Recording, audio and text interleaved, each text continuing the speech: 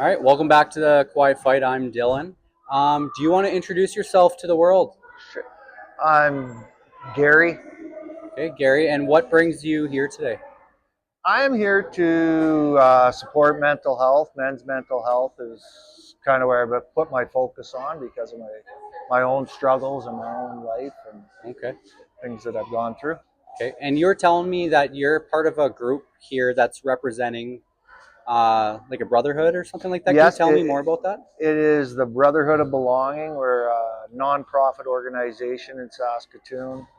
Probably somewhere around 100 members, 50 constantly active. We meet every second week, bi-weekly, Yeah, for a 2-hour session, and we discuss everything and anything that anyone wants to. We try to go with a theme every week yep, that'll get things going, but by the time the third person is talking, something's come up, and yep, we just go wherever the conversation takes us or is needed.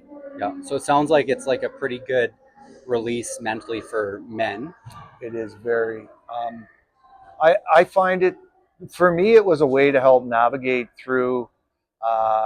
Like the internet is so full of information, Yep, and a lot of it is positive. Most of it's positive, but how to navigate through that, and with um, I was part of.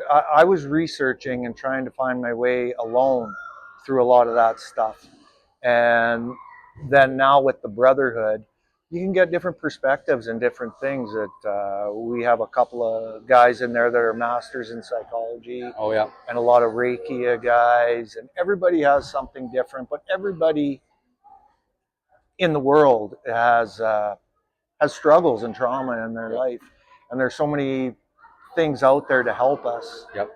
But to find out what is works for you and what is right for you and all that, we do it collectively as a group Yep. together. That's awesome. Yeah, it is very good for I me. think Saskatoon's pretty blessed to have like an organization like that that's willing to help men, give them Absolutely. a outlet, right? Yeah, absolutely. Yeah. So, question time.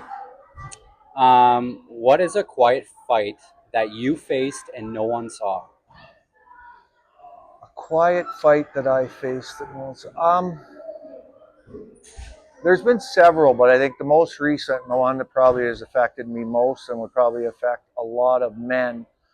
Um, my wife was diagnosed with breast cancer 5 years ago, triple negative, which is a type of cancer that it can attack many different parts of the body, and it happened to attack her her breast, I guess, is Yep. where the cancer was detected, but it can spread from there. And that quiet fight of just being a strong man, I've got to be there for her. I got to be there for the kids. I got to be there, and not everybody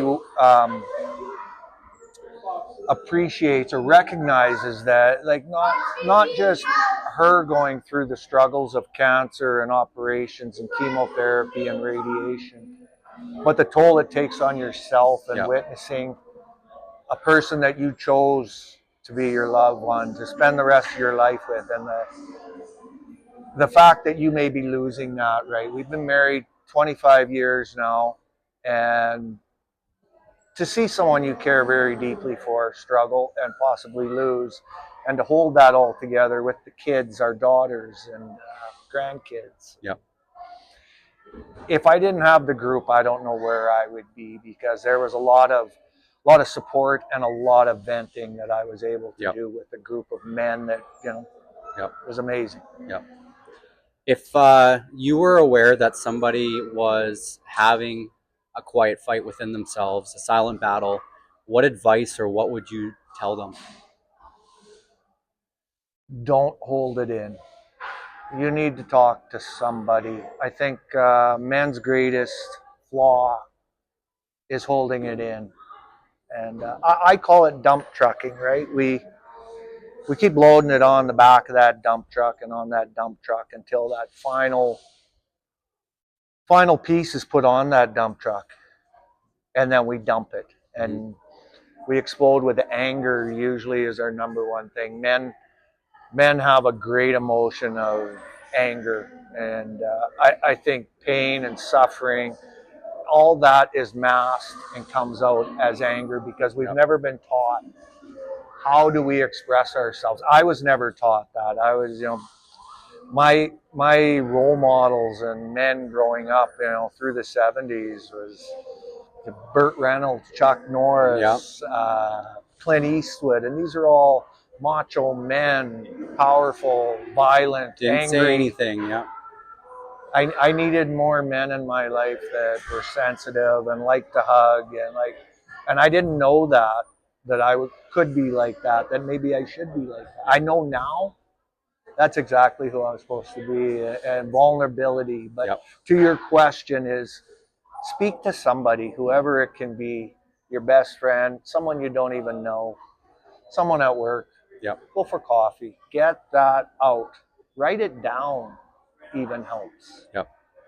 Well, I don't think you could have explained that any better. Thank you. I'm very glad that I had the opportunity to meet you today. I know I will be seeing you in the future, and I can't wait. So thank you so much for just sitting down with us and just having this quick conversation. Thank you for being here, and thanks for asking those questions. Thank you. Thanks.